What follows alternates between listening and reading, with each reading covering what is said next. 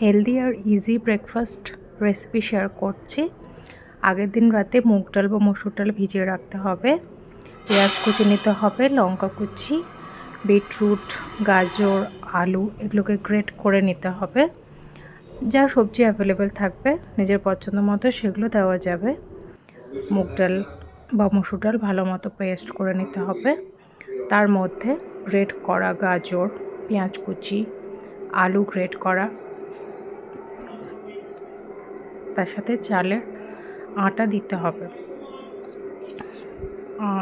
সাথে সামান্য একটু হলুদ, লবণ দিয়ে ভালো মতো মিশিয়ে নিতে হবে। ব্যাটার খুব বেশি হালকা বা খুব বেশি গাঢ় হবে না, মিডিয়াম হবে। আমি ফার্স্টে বিটরুট ছাড়াই বানিয়েছি, তারপরে বিটরুটটা অ্যাড করে আবার আলাদা করে বানিয়েছি। প্যানে হালকা তেল ব্রাশ করে তার মধ্যে এরকম শেপে দুই সাইড হালকা ভেজে নিলে রেডি হয়ে যাবে।